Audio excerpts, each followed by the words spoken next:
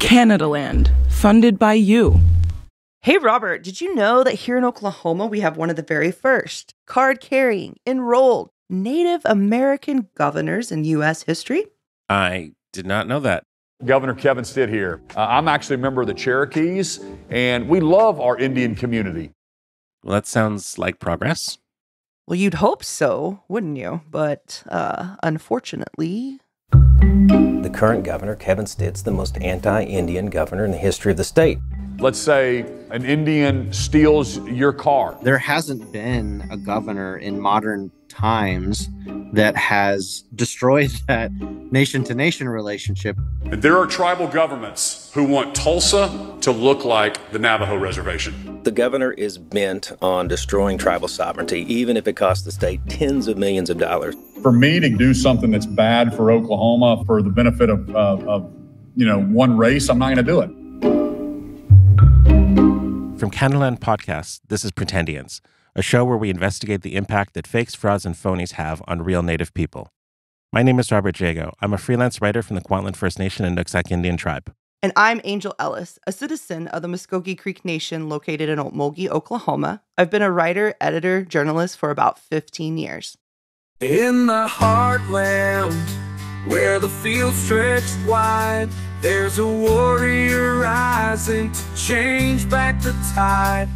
He's one of your people, he's got papers to prove it, but he doesn't show them off unless it's time to use it. Vote Republican, vote Cherokee.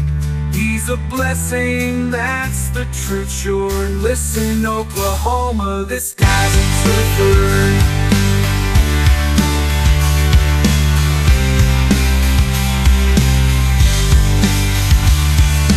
Guy's a twofer, Elder Sky's a twofer.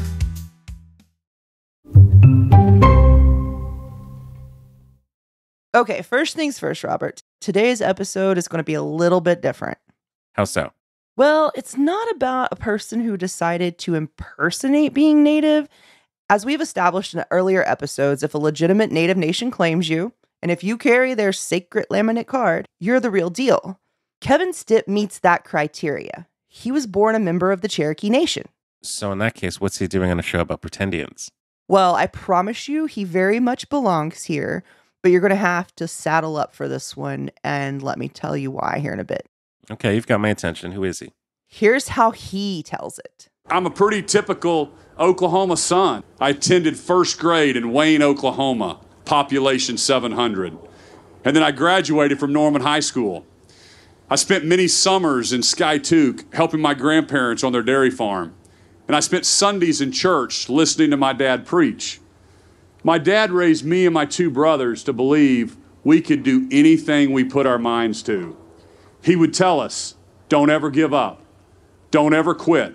The future doesn't just happen, you make it happen. So dream big. So Kevin Stitt looks like he sounds. He's a beefy Christian Southwestern Republican. In high school, he played football, and in college, he joined a fraternity. His Oklahoma upbringing was pretty different from mine on the res, though. Okay, well, wait. I know nothing about Oklahoma. Give me the lay of the land. So, Oklahoma is this highly conservative state. It has this long legacy of racism and violence, and people are literally allowed to wear guns on their hips here. So, Norman, Oklahoma, where Kevin and his family eventually settled down, it's like an affluent city, near Oklahoma City, and a Division I college town, if that means anything to you.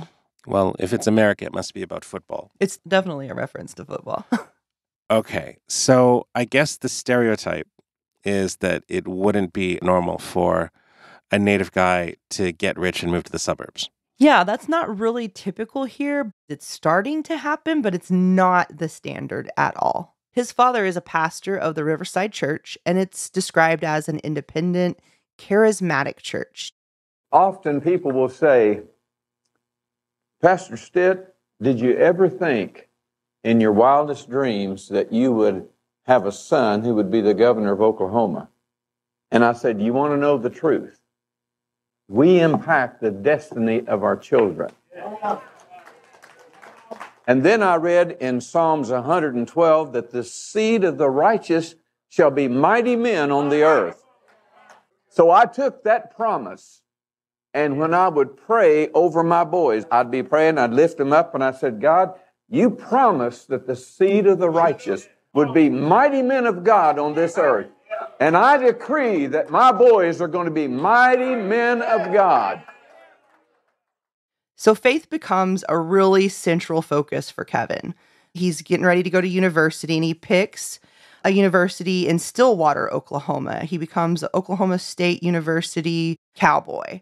And it's kind of symbolic in my mind. Like, he lives in this town where OU is located, and that's like one of the major Native schools in the state. A lot of Native kids like to go to the University of Oklahoma, and they have prominent Native programs, but Kevin doesn't want to go to school there. He actually goes to the ag school in Stillwater. An ag school, this is a university where you become a farmer?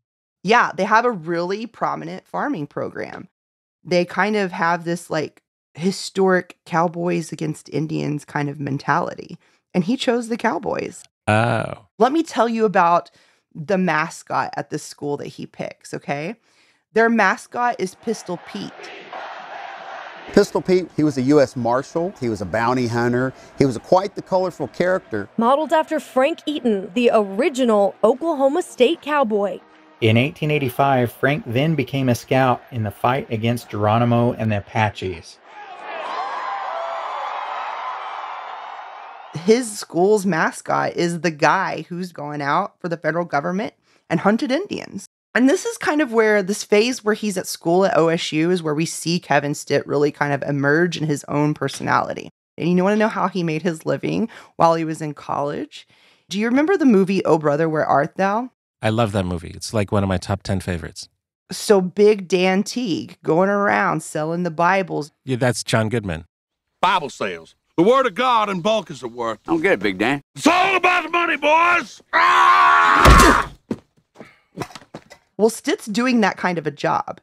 He's in that line of work. His clients are folks in the gated communities who want to carefully control the education that their children are being exposed to. They don't send them to public schools. They homeschool them. And all these materials that, he's selling door to door are catered to that religious education kind of environment. So I'm kind of picturing a sales pitch, and the sales pitch doesn't begin with, as a proud Cherokee citizen. Oh my gosh, I don't think so. And can you imagine like an identifiably Native person going into a gated community, selling things door to door? So this company that he works for actually got banned by Harvard University for recruiting on their campuses. And other universities ended up banning it as well because they felt that the students just weren't safe to go door to door. So Kevin is fucking killing it. He becomes their top salesperson in less than a year. His colleagues in the college newspaper that I dug up, some of his frat brothers say that Kevin was the man on campus. He's involved in intramurals. He goes to parties. He's actually studying accounting. And they say that he's a very driven guy. Like, yes, he comes to the parties, but he doesn't fuck around and do things he shouldn't do.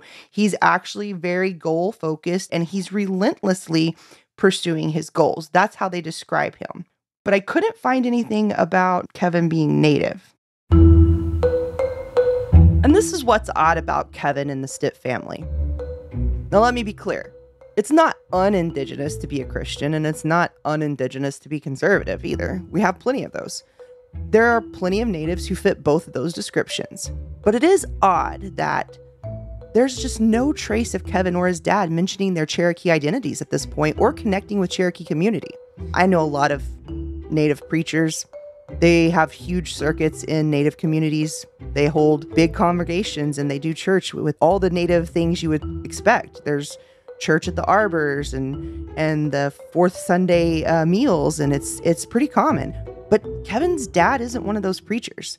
He's a pretty public person who is only enmeshed in affluent white Oklahoma society without any indication of being Native at all. I reached out to Governor Stitt's office to see if he'd talk to me for this episode. I never got a response. So, He's graduated school, he's gotten married, and he's going to start his company.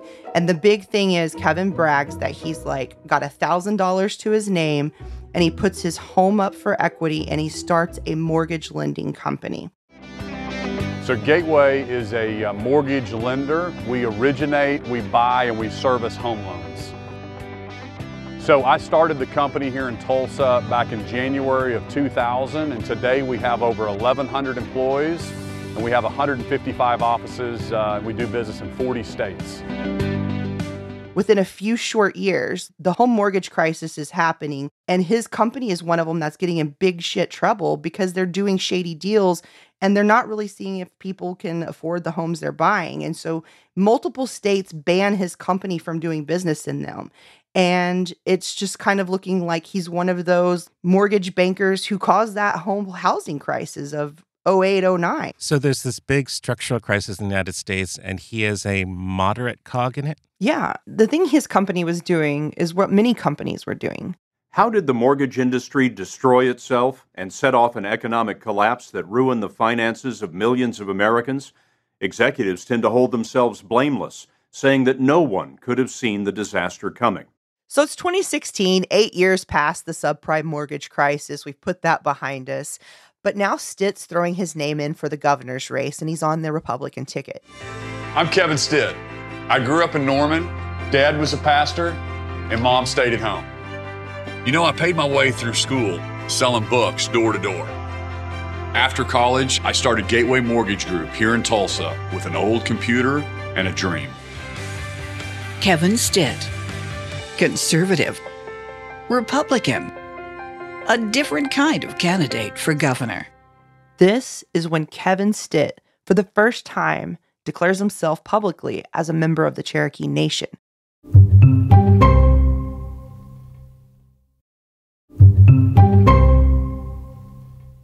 I'm used to stories of people suddenly presenting themselves as Native, showing up with a tan and a headdress or a feather tattoo, but that doesn't seem like his style.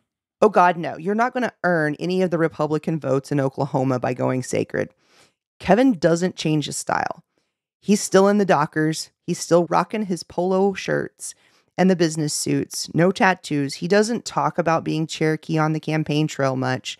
He just slips it in on the down low in circumstances where it helps him most. The first time I ever really caught a glimpse of Kevin Stitt being of a Native background was when I saw one of his mail-outs for governor. He says on this mailer that he's Cherokee, and then on the border all the way around, there are Cherokee words in the Cherokee language with the Cherokee's actual alphabet. That's not like the English alphabet at all. These weren't super widely circulated mailers, and it actually took some tracking down to find a few of them. What's the response in Indian country? No one I knew in Indian country had heard his name before. I spoke with Graham Brewer. He's a Cherokee journalist who was reporting for High Country News. And in fact, we're from the same town. We're both from Norman, Oklahoma, and I had trouble finding people here who remembered him too. I mean, I think most people in Native communities still didn't really know who he was or who his people were or what his policy points were. But when you talk to tribal leaders, they were very optimistic that he was going to be beneficial to tribal nations in Oklahoma. Chief Batten, the Choctaw Nation specifically, saying that he had really high hopes. At the same time, there's this enormous tribal sovereignty case working its way into the Supreme Courts of the United States. And McGirt versus Oklahoma asked the Supreme Court who has jurisdiction over crimes committed on the Muskogee Creek Nation's reservation. The outcome of this case is going to have really huge impacts for the Muskogee Creek Nation and maybe all of Indian country. This is when Kevin Stitt declares himself publicly as a member of the Cherokee Nation. And we're all thinking, this could be a really good thing. Indian country is pretty excited at the possibility of having a Native governor. Maybe he'll have our backs. Was Stitt actually saying anything about the issue, or was he just saying, I'm a Cherokee, wink? He was just kind of quietly saying, by the way, I'm Cherokee. But what I thought was weird, and it first got my attention, was that he's not seeking a tribal endorsement. Like, if I, as a Muskogee citizen, ran for governor, I would be like, hey, Chief Hill, would you endorse me? And I would be like out in public talking about being a friend to the natives, right? But he doesn't do that in his campaign. There's no handshaking at powwows. There's no going to the res and campaigning. And he doesn't go to community dinners, and he doesn't really make a big deal to talk with other natives. Maybe people should have been more skeptical, but what choice do we have, right? There's Kevin Stitt. There is Drew Edmondson, who's basically drafted the first gaming compact that the state of Oklahoma ever had with the native tribes, and it took some of our gaming revenue. He's running for office. And our other choice, Joey Exotic. You remember that name? The Tiger King. Oh, with a mullet and a mustache. Yeah. My name's Joe Exotic, and this is Sarge. He was like a mythical character living out in the middle of bumfuck Oklahoma who owned 1,200 tigers and lions and bears and shit. The freaking Tiger King, who I'm not even sure you can consider a serious candidate. Good afternoon, ladies and gentlemen. My name's Joseph Maldonado Passage, and I'm running for the state governor's office of 2018. Right. So your choice are the Tiger King. Number 2 is the Democrat who robbed you of your casino revenues. And number 3 is somebody who says they're Cherokee, but that's literally the only thing they say about being native. Right. Welcome back to the Oklahomans election 2018 coverage. And there you see it. Kevin Stitt will be the 28th governor of Oklahoma, succeeding fellow Republican Mary Fallin. And just a few months later, fuck. Kevin Stitt lets all of us know how he really feels about the natives. He writes this op-ed in the Tulsa World newspaper, and it's like one of the first things that he does as governor. He writes that as a Cherokee citizen and as the governor, he thinks the profit-sharing deals that the native tribes have with the state of Oklahoma are unfair. Unfair to the state of Oklahoma. So he says he's going to renegotiate these deals so that a lot less money goes to the natives. Here's how Graham Brewer described it. I remember Stitt had a press conference at one point where he'd blown up the language of the compact onto like a big poster board, and it was like saying, you know, that the compact did dissolve on this date, but then he failed to put the second half of the sentence after the comma, which was that the tribes had some control over when that would be and what that renewal would look like. And so that's kind of when you started seeing this pattern in Governor Stitt's rhetoric that really kind of like misconstrued or misrepresented, like not only just like relationships with tribes, but like what tribal identity is and like what the legal limits are to some of these like jurisdictional questions. Basically, the McGirt decision said that we still have reservations in our state. Everybody has been operated that we don't have reservations since 1907, since statehood. And that's what I still believe. Then, in 2020, the Supreme Court upholds the McGirt case, which is a huge relief to us as Muskogee people. You'll remember it's one of the reasons why so many natives supported Stitt. They hoped he'd go to bat for us on this case. Turns out, he was pushing hard the other way. And then he goes on Fox News complaining to Tucker Carlson how unfair it is that natives in Oklahoma have rights that the rest of the state does not have. Robert, you need to hear this. What does it mean for your state that it's no longer part of the United States, parts of it, or what is this? We have now had a change of rules. The state, if there's an Indian involved, has lost jurisdiction to prosecute those crimes. And when you think about who's an Indian, you could be 1/500th, 1/1000th. I've actually got my Indian card. My 6 children with blonde hair and blue eyes, they all have their Indian card. So our police are having a tough time because you can't tell who an Indian is and who's not an Indian in the eastern part of Oklahoma. So this is on the basis of race. So depending upon the racial category you're in, you're treated differently by law enforcement, seems to be what you're saying. That's exactly right. Luckily, the laws he's trying to change are federal, so they're out of state jurisdiction, and the courts throw out his cases. But the anti-native stuff he does in Oklahoma isn't just about money or lawsuits. It's cultural, too. He starts rebranding the whole state of Oklahoma, and he removes all indigenous symbols on all the state branding. Oklahoma's slogan used to be Native America. It was written on our license plates, tourism campaigns, and all the state literature. Stitt wipes that away. Now all the state tourism materials and license plate just have a generic star and the slogan, "Imagine that." What are we meant to imagine? Imagine that you're north of Texas? That's what I say when someone says something completely bonkers and I don't really agree with them. I just go, imagine that. Was Bless Your Heart taken? Yeah. Bless Your Heart was already taken by someone else. That is a uniquely uninspired idea for branding. And remember, this is branding. It's meant to distinguish you and to make you unique. You know, if I say the Show Me State, which one's that? That's Missouri. Golden State. California. Empire State. New York. Imagine that. Wah, wah, Like it falls totally flat. It really is like an extra chapter of erasure from the history books. It's like, yeah, you were here, but we're just going to wipe you off again. The next big thing that starts really emerging is that he refers to race, and he suggests every time he speaks about the McGirt Supreme Court ruling or gaming rights or hunting and fishing rights, he says that people should have the same rights regardless of race. And he says it's not fair to have two sets of rules and that these natives can do something and the white folks can't. Let's say an Indian steals your car. Then the state of Oklahoma can't prosecute that person. I think that's a problem. I'm actually a member of the Cherokees, and we love our Indian community. They're all our neighbors, they're our friends. I will fight as long as I'm governor to make sure that we're one state with one set of rules. Regardless of your race or where you live, we should all be under the same rules. He starts really pushing that rhetorical racial language. It starts to sow a lot of seeds of discontent amongst Oklahomans. So people in their little suburban neighborhoods are starting to look over at their neighbors who might have a tribal car tag, and they're like, you're the asshole who's doing all these things, and you get all these privileges, and I don't. I guess the argument that I would make about race in this case is that you can't just be a Native American, show up in Oklahoma and have separate rules. You actually have to be a citizen of a sovereign nation that has a compact with the United States. The problem when Kevin Stitt uses race as a signifier is that it's not really about that.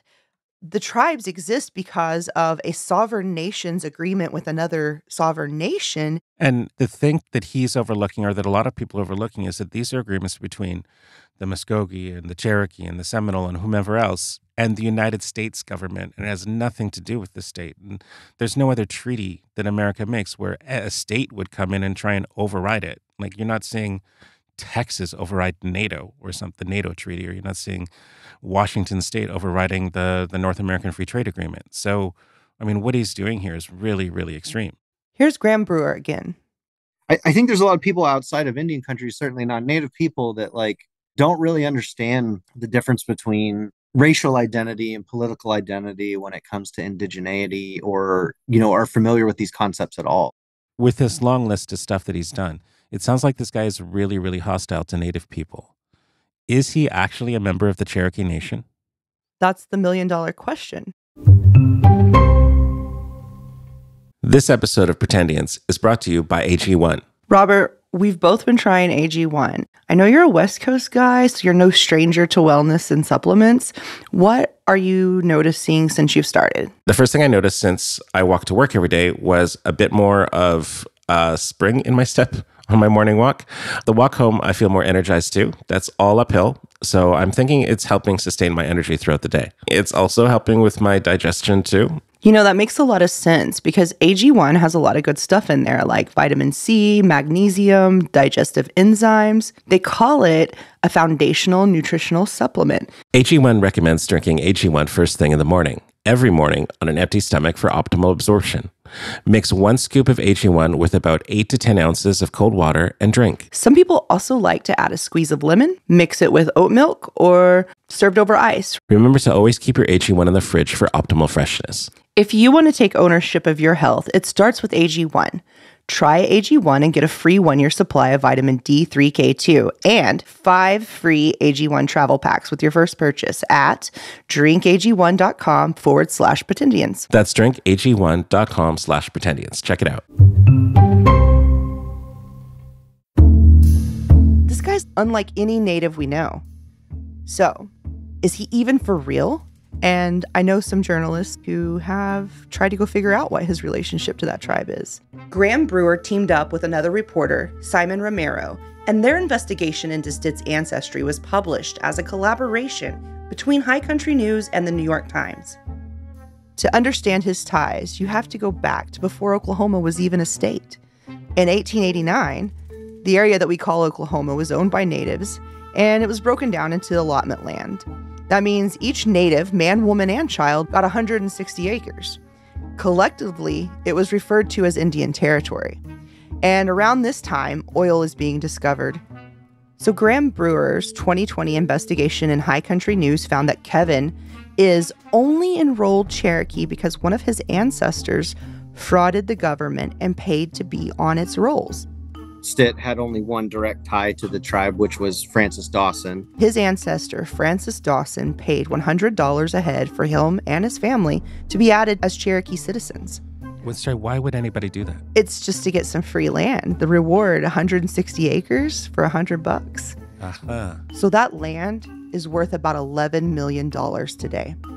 And if you own land as an Indigenous person who's a member of a tribe, it's not taxable. There was this easy way to get land, and all it took was payment to one of those land agents registering as an Indian on the rolls, and he got some acres. How common was this?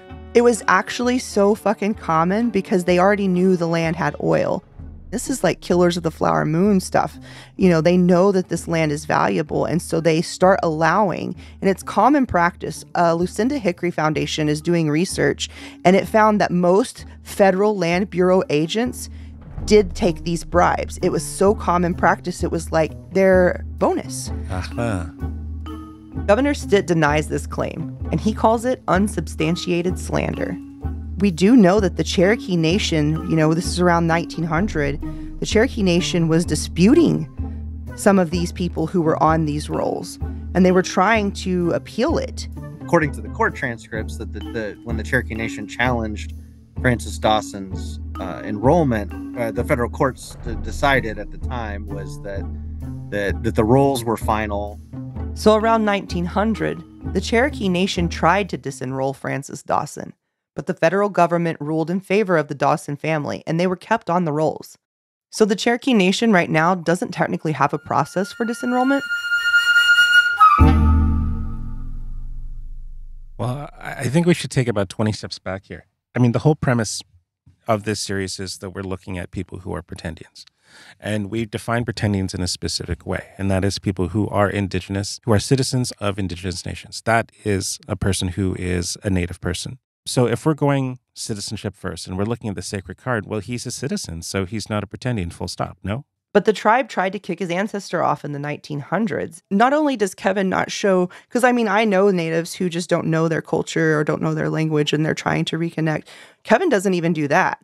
He basically is just like, yep, the federal government let me in and the rest, fuck you, I'll do what I want. And it really doesn't even seem like he's ever cared about Indian people. I mean, caring about Indian people isn't really a test of sovereignty, though. It's just a test of, good taste. If I had to do a prediction, though, I think that someday when Governor Stitt is not the governor, I feel like the Cherokees are going to boot him. I'm just putting my money on it.